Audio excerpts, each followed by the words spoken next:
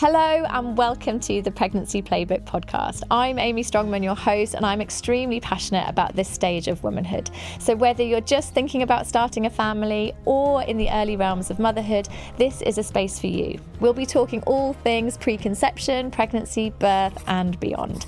Each episode, I'll be sitting down with some amazing guests, sharing insights, experiences, expertise, and much, much more. So whether we are debusting some myths or learning something new, this space is for you. We really want this stage of womanhood to feel like a little less overwhelming and a lot more magical. This is maternal alchemy, and this transformational stage of womanhood, it's at its best. So let's put the kettle on, grab a cuppa, and let's join us and let's get started. Hello and welcome to the Pregnancy Playbook. This is the space that we remember that pregnancy is more than just a phase. It's a whole portal and a transformation. And today we are stepping into that portal with a woman whose words have sparked a quiet and at times thunderous revolution. My guest today is the extraordinary Milli Hill, writer, speaker, birth activist, and fierce advocate for women's voices. She's the founder of the Positive Birth Movement, the author of some of the most important books in the women's health space, the Positive Birth Book, Give Birth Like a Feminist, My Period, and her latest, Ultra Processed Woman. Bestsellers and translated into 7 languages, they have radically shifted the conversation around birth and womanhood. Milli has dedicated her work to lifting the veil on how we speak about and experience birth.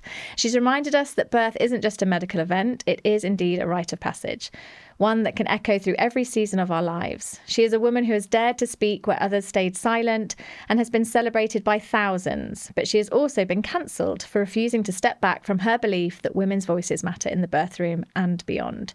But she's still here, still writing, still roaring, and still holding the line for bodily autonomy, female agency, and respectful care.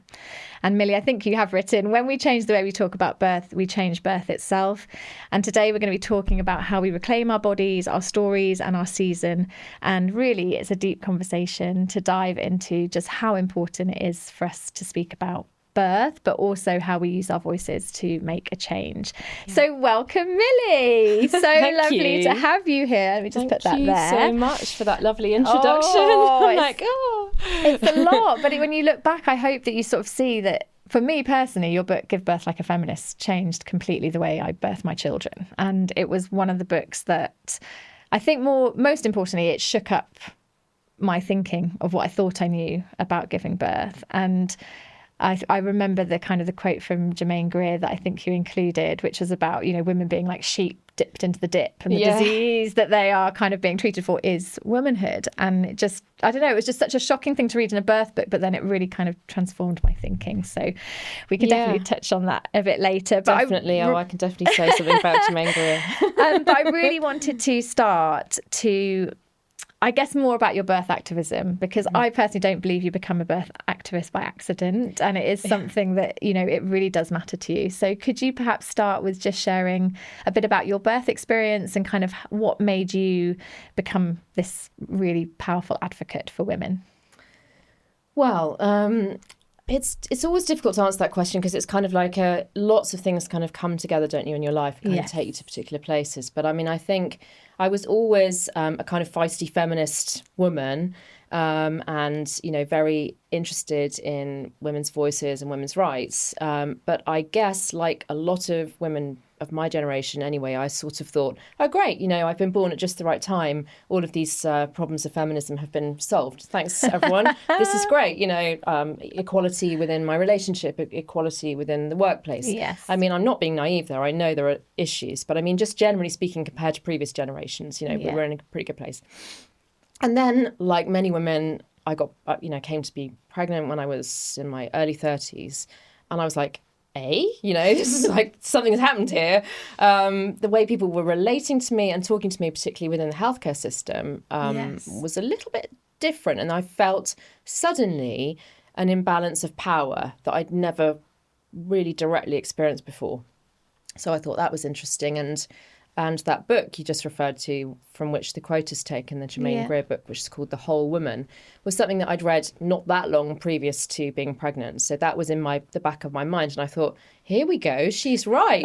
Something's going on here. So it's just really that switched on some light bulbs for me. But then I think like everything, you sort of think, well, am I being a bit sort of, over the top here? Come on, these people are just trying to do their job and you are pregnant. And so you kind of go on a bit of a journey, well, I did anyway, of sort of trying to work out who's right, I suppose, and what actually the truth is in terms of, is birth this incredibly dangerous event that has to be managed and that you should accept that? Yeah. Or is there something else going on? Is there, when you hear, like another book I read when I was pregnant for the first time is Ina May Gaskin's Guide to Childbirth. Yeah. You read the stories in that, and of course it's a hippie commune in America, so it's like a million miles away from your own reality, but they are, at the end of the day, they're still women giving birth. Yes. You read those stories and you think, that sounds very different to the stories that I'm hearing. So, what is actually going on here? Do you know what I mean? Yes. So I think it started out as a personal quest to work out what the truth was about birth. And I did that through I've got 3 children, but my first birth confirmed that the system was right, if you know what I mean. Yes. I went in, I'm going to have a home birth. My friends, I had a friend who was a midwife, or 2 friends, different friends who are midwives. They both said, have a home birth. Yeah. It's going to be great. Then I went past my due date and the whole system descended on me. Mm-hmm. And I went quite a long way past my due date. I hung on for, much longer than women now. I mean, this was 17 years ago. Yeah.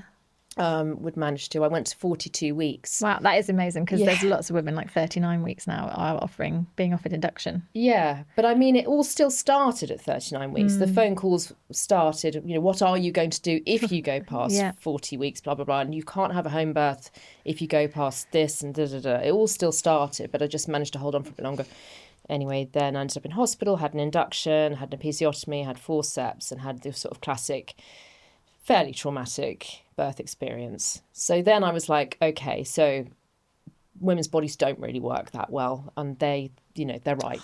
But then something still nagged at me, and so I carried on writing, reading, and researching, and then my second baby, I did have my home birth in water. I think I've seen a gorgeous photo. Yeah, there is a photo of that amazing moment that I've shared a few times, and it was the most idyllic, beautiful birth experience. And my 2-year-old was around, and it was lovely. And it was, when I say easy, I mean it was really, really hard, but it was easy compared to what it's the can external happen. factors, I think, as well. Like in a hospital, I'm going to probably talk about it with another guest, but it's the external people that we don't know. Whereas when you're at home, everything is familiar, everything is safe, everything is calm, because you've made it so. And it's a lot harder to do that when you're sort of being told by others in bright lights and strange places. So. Absolutely. But I mean, also the midwives that I had in that birth experience were absolutely incredible.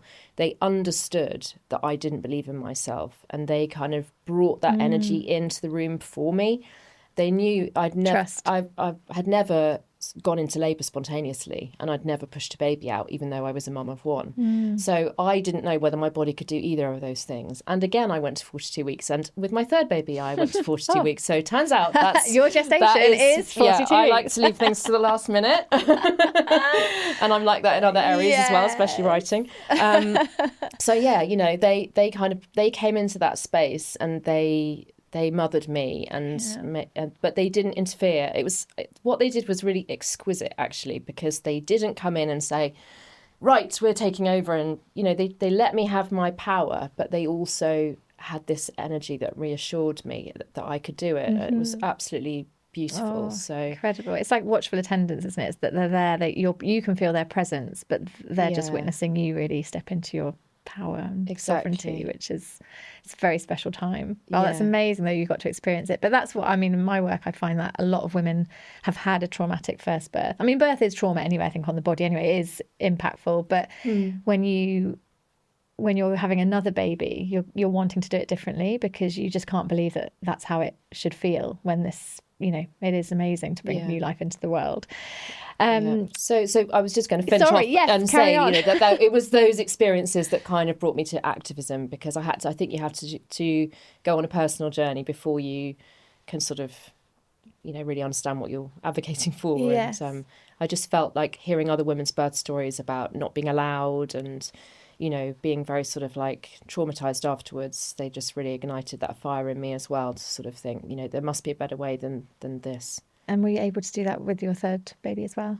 Yeah, I had another home birth with my third baby. Yeah, it was quite different. It was overnight instead of in the day. Yes. And I was really scared for different reasons that time, partly because I was quite high profile, not, you know, generally speaking, but like in the arena of maternity, I was writing a lot in the press about birth, and I thought, what if it really goes wrong? There's all these doubts and fears again.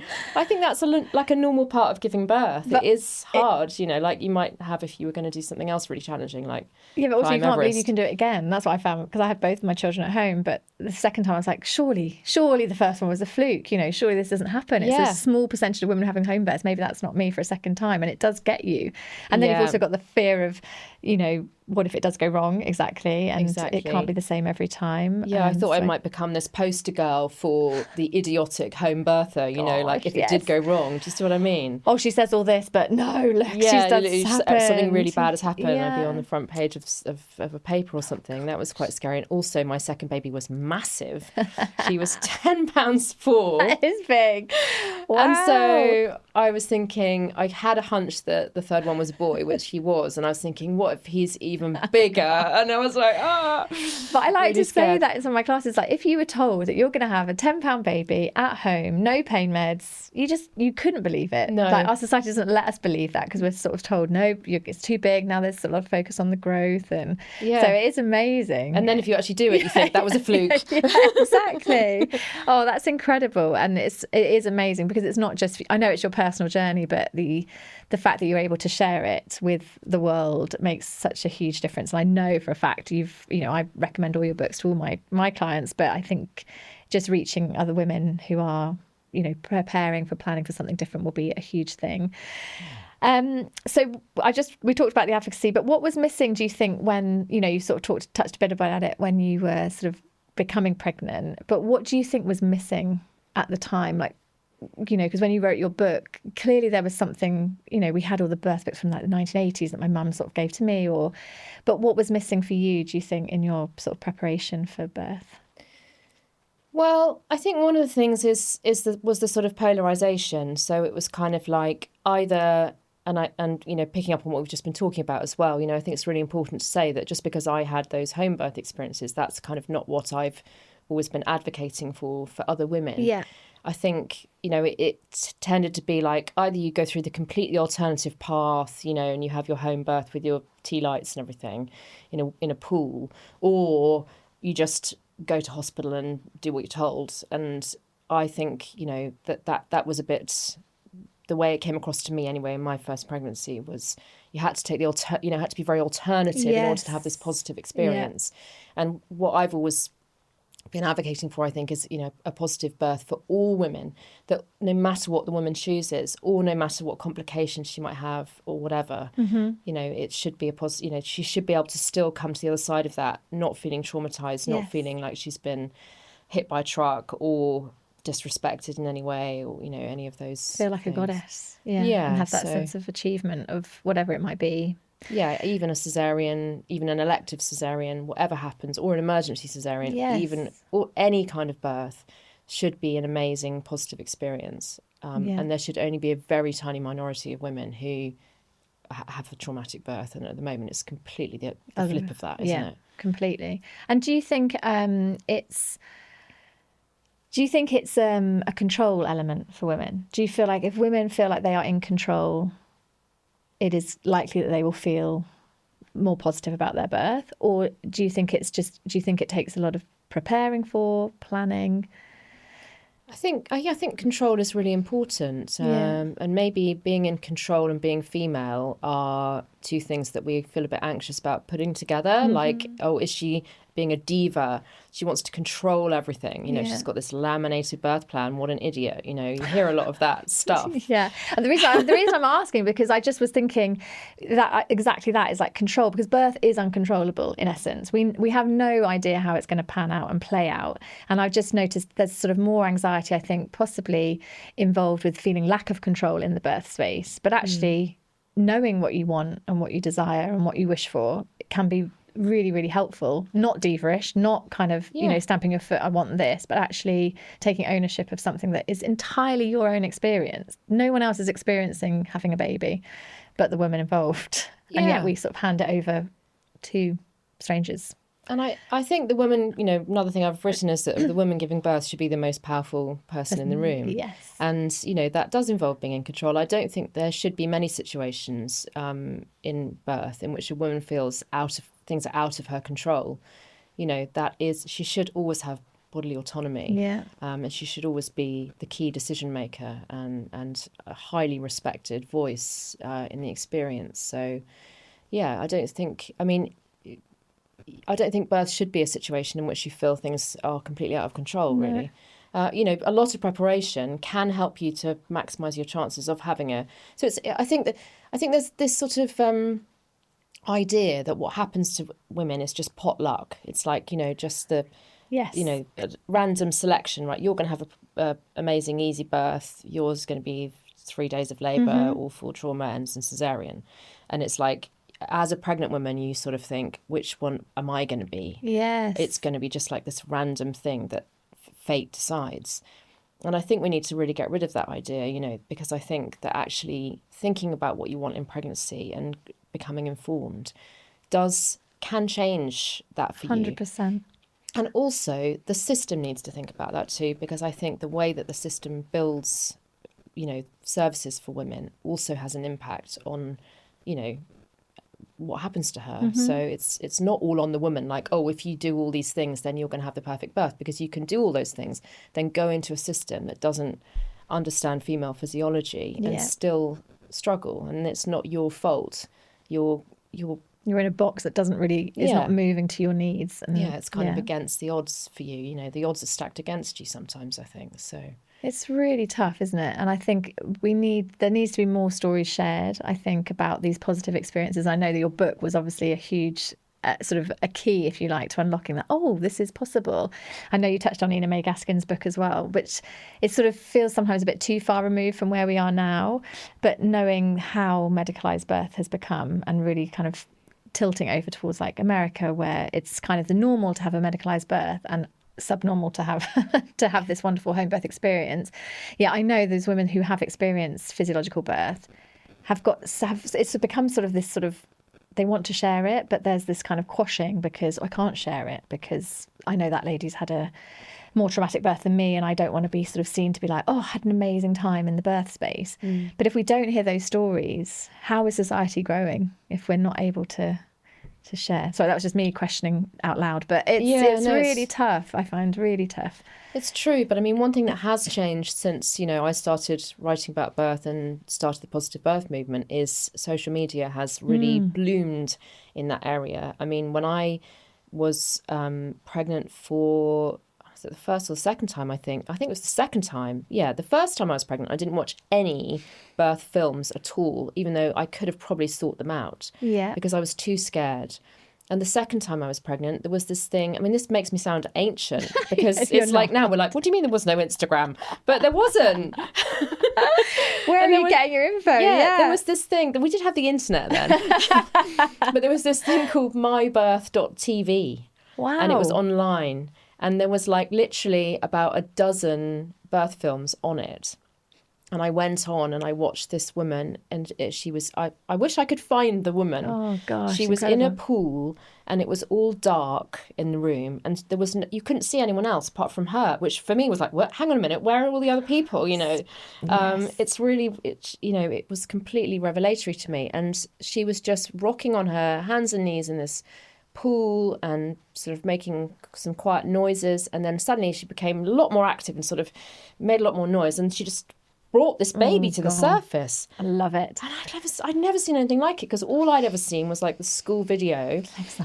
On your back, on a bed with everyone around you and your nightie on and everything, and it all being very sort of like weird, like almost a bit like the dentist. Like, but creepy. Yes. So yeah, this film, that was really amazing to me. But obviously now, you know, since then, that's completely changed, and women can now see, you know, beautiful films, like professionally incredible made films of water birth and home birth and positive cesarean and everything that they want to watch.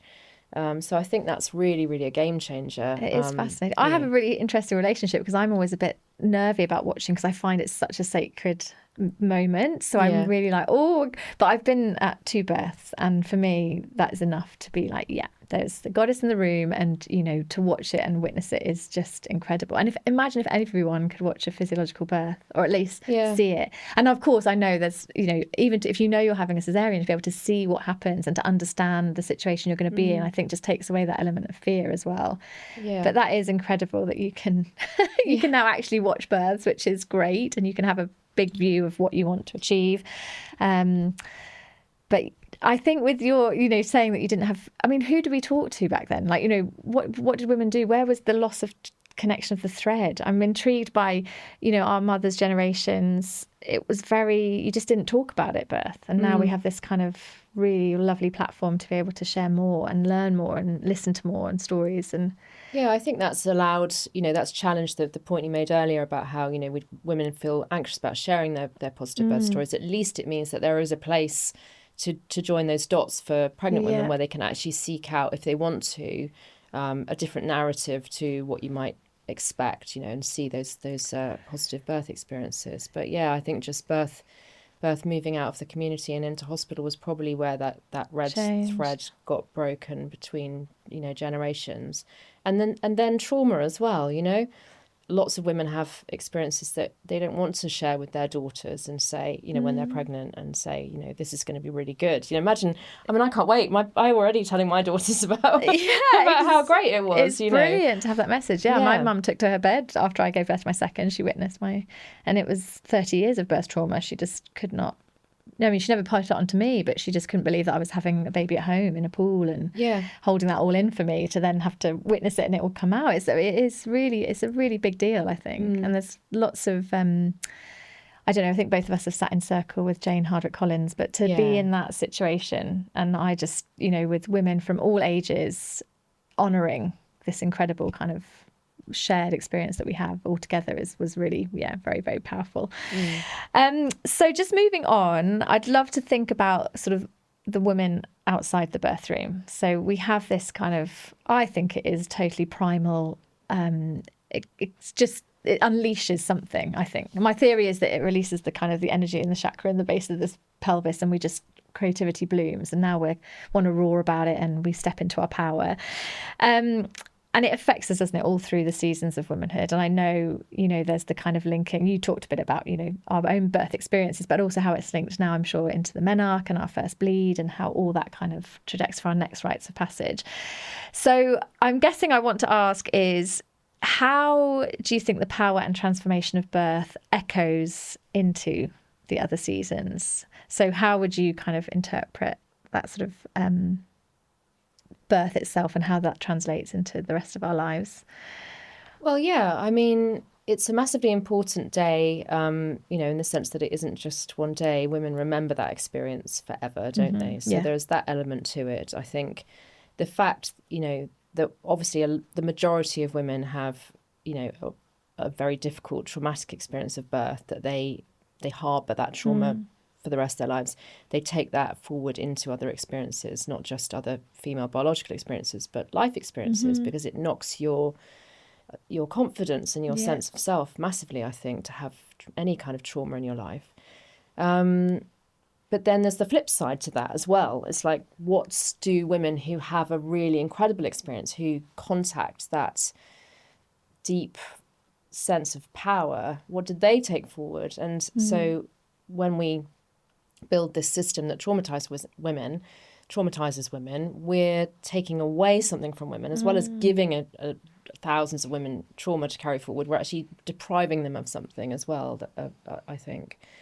But the other interesting point is the way all of these life experiences connect. You mentioned Jane Hardwicke Collins, and she was the woman who kind of put on a light bulb for me about the connection between menarche or menarche, I think is how no one really knows how we say that. But yeah, your first period and birth. You know, she said to me, when a woman, you know, if she's a 25-year-old woman is pregnant and going to give birth, and she might read a book about birth, it is in many ways can be too late for her to get these positive messages, because when we really need to get them is as children, and in particular as we come to puberty and first period.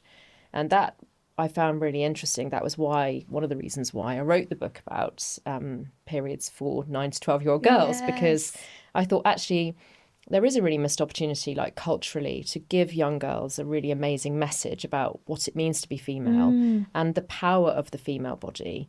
Whereas quite often it's presented as a weakness or a kind of a short straw, as if, the male, nice, clean, non-cyclical body that doesn't do much sort of leaking or, changing is the best body. And then we're like oh dear, what went wrong there? It's the spare rib, it's all that stuff, isn't it?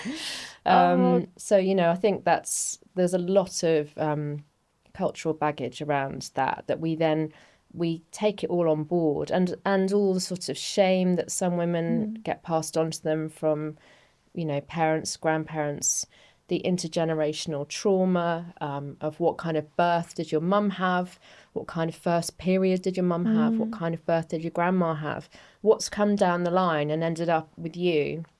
And you get a lot of that as a child, and you get a lot of that around your first period. And then all of that's in you when you become pregnant. And I think that kind of like core sense of, I can do this, my body is, knows what it's doing, is quite often not there. And there's a lot of doubt. So you might read a book like I did, of Ina May Gaskin's birth stories and think, oh, wow, this is amazing, I'm going to do that. But if there's this huge doubt within you, that's what I was saying about what the midwives brought to me. They brought something extra in that I was missing in that second birth, and sort of magically plonked it into my birth space for me. I don't know how they did it. Yeah. It's amazing, but it is so important that you need it. Yeah, so women need other women like that to do that for them. But even more, I think they need those messages when they're young girls, that their bodies are quite cool, actually, and that their bodies, I don't want to say are made to do this, because that kind of makes it sound like they're, there's some kind of external creator, which there isn't necessarily, but that we work, our bodies work. Yeah. And then it's interesting, the whole menopause thing as well, and how that fits together with that, because again, that's another experience that is framed as a very, there's all this discussion, isn't there, about why do women live past menopause? And I'm sitting there thinking, that's an interesting question. Like, why are you still here? Oh, gosh. Why is everyone discussing this about basically women my age? Like, what are you still doing here? Why haven't you died? It's so weird. Like, what's your purpose? Gosh, that is mad, isn't it? Yeah, so there's a lot of that kind of stuff. And obviously in our culture, the whole thing about youthfulness and beauty, and how that is your value. And then when you become older and your face starts to go a bit south, then maybe you're not as as interesting anymore. I disagree entirely. I think there's so much richness that comes with age, and the wisdom and everything that we get to share is so important. Oh, it's horrible when you think about a society like that. Gosh. And with your, just touching on that about the menopause, and you've got a new book coming out all about sort of how our bodies are, how we've been taught to connect with our bodies or not connect. And I was just thinking actually about that. It's the same with that disconnect to our own bodies sort of through our first bleeds. And it's sort of something that's extra that we don't really want to deal with. And yet when we become sort of quite whole, it becomes much a power. And actually the vessel is what we need to take care of, I think. So what would society look like, Milli, to you, if we truly honoured the full spectrum of the female experience, from first bleed to our final breath? I know that's a mega question, but I think there is some depth to that, but it would be lovely to kind of get your thoughts on that big one. That is a really big question, because I mean, how would we change it? What would we like to be different? I mean, it's on a massive scale, isn't it, really? I mean, obviously we need to change get rid of patriarchy, maybe have matriarchy, which yes, it still exists somewhere in the world. Very interesting topic. Lots of people think matriarchy just means, the women in charge instead of the men. But actually it's a whole different structure of culture and society where there isn't this need to always dominate and have power over. And it's more about power within. I think in a way that's kind of key to it all. It's key to it all when you think about birth as well. You know, the birth system that we have at the moment is about power over, and it's I want people to know that I'm talking about the deep under the surface stuff and the bigger picture stuff. I'm not talking about individuals here. I'm not saying an individual doctor or midwife goes into the room wanting to have power over. I'm talking about the structure and the kind of, if you think of it all as a big metaphor rather than like focusing on individual people's choices. So if you look at it like that, like a kind of, imagine it's a story in a book or a play, and what's it actually representing? What's the meaning of it? What's it all about? And I think it's, definitely a story of dominance and power over. And a lot of women will perhaps feel that if, that was their experience, that they were dominated and their power was taken away and other people in the room had the power. Whereas being female is about power within. That is our power. It's like a quiet power that's just there. So I don't know if I might be waffling on and talking rubbish. But it's important. You did ask quite a difficult question. Yeah, I did. That was really tricky. But also because I think it's so. I just feel, because obviously the topic around birth and childbirth, but I think more so just seeing your line of books and how you've kind of evolved with your writing too, with your kind of channeling your own seasons as you're journeying through them, which I just think is amazing anyway. But I just was curious how to, looking back, if you like, reflecting back now, how just small changes might actually affect women's experience of life. I know it's kind of, that is really big. It's probably not the best question, but we need to teach girls about the periods in a completely different way, and which is happening to a certain extent. We need to change the way the birth system is structured completely. We need to change the physical birth space is a massive one. I mean, that's all structured with the needs of the birth attendants in mind rather than the needs of the woman in mind. So all of those sort of practical changes would make a big difference. I think there are lots of positive changes happening. People are changing the way we talk about menopause. We have changed. We're having this conversation now. Women are doing things that are making a difference. But change is always slow, isn't it? Yeah. So looking forward then, and having the kind of the legacy, we just touched about that, sort of meeting young girls at their point of puberty, or even before really understanding their bodies. What do you hope that the next generation of women, and you've got daughters, I've got sons, but what do you hope your daughters, in essence, understand about their body and their power? Like, what's the key thing that you would, if you had one message to give to them, what would it be? Well, as a mum, I think you always know that your children will find their own path and that it might be different to the choices that you made. So I'm excited to see what they come up with and how they navigate being a woman. I've got 2 daughters and a son, and I'm excited to see how he navigates being a man, because obviously the world is always changing.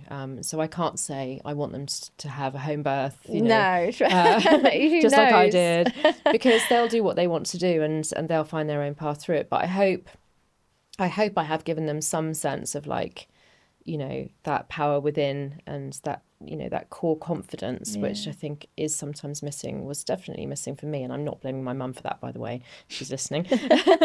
I'm just blaming the wider culture. But I think, and that, they now have to navigate a lot of other complexities in the culture that we probably didn't have. So just trusting that inner knowing, isn't it, really? Having that sense of self. Yeah. Thank you. And if we healed birth, do you think we could heal more? Do you think if we really got birth sorted and women felt their power and could experience these positive births, do you think more things would happen for the positive? Yes, I do think that it would make a big difference, actually. And I sometimes, if I'm feeling particularly conspiratorial, wonder whether it's deliberate that isn't happening, if that makes sense. Interesting, yes. Because I think it serves patriarchy well for us to feel on the back foot and for us to feel like we're inadequate in some way and not as good as men.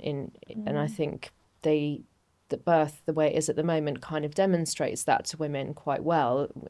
Again, remembering that I'm talking about the big sort of wide picture of it all rather than individual practitioners' choices. But something's going on where I think there's been a big backlash as well against the positive birth movement, not just my positive birth movement, but just generally against feminism and against, a lot of the stuff that was happening in the sort of pre-pandemic years, those first couple of decades of the 21st century. I felt like women were really getting somewhere with changing birth. Yes. And I think the pandemic was a real power grab back, and we've gone in a worse direction now. So that's so interesting. I mean, I started my business in the pandemic for the reason that there was no services available for pregnant women, and I just could not fathom that these women were going on their own, and it was the biggest fear that they were going to be by themselves giving birth in a place that was totally alien. But it's a shame because we didn't really touch on the positive birth movement already, but you really set it up in a way that it was women supporting women, supporting women, supporting women. Like, it was such a ripple effect and had profound impact sort of all over the country and probably globally, actually. I'm sure it did reach further afield. Oh, it did. There was like 350 or 400 groups all over the world at its peak. Yeah, it's amazing. And that's what we need back. We kind of need to have this, because more and more groups, even the hospitals are closing their antenatal education. And so it's trying to find these pockets of kind of education and learning and support and love, really, actually, at a time when it kind of, that's what you need. You need someone to be your cheerleader and help you through. Yeah. So we're just finishing up for our session, but I always ask my guests what they would give to anyone listening who is on this pathway, whether it be pathway of pregnancy, getting pregnant, or motherhood. So you can pick your audience member, but I think if you're, speaking about birth, it probably would be good for pregnancy. So what gift would you give a pregnant woman listening? Well, I would say knowledge is power. So don't let people tell you, oh, it's all potluck. We talked about that earlier. Yeah. Don't listen to those people. And remember that it does matter how your birth goes. It's okay. It's not selfish of you to feel invested in having a positive experience and not coming to the side completely traumatized. That's not selfish. Your pregnancy matters, your birth matters. You will remember it all for the rest of your life. So do some homework and try and make as many choices as you can, sort of maximise your chances of having that positive experience. Talk to other women, get good support, all of those things. And, don't bury your head in the sand, because fear can make you do that, can't it? Fear can make you bury your head in the sand and just think, oh, well, it's all potluck anyways. It doesn't matter what I do. Yeah. That's quite a disempowering place to put yourself in. So take the reins, do some homework, and believe in yourself, and hopefully have a positive experience. Oh, thank you so much. Yes, you do. That is amazing. What wonderful advice. Thank you so much, Milli, and thank you so much for joining me here today. Maybe you'll be back for another season. That would be great. And thank you all for listening and for watching, and I'll see you next time.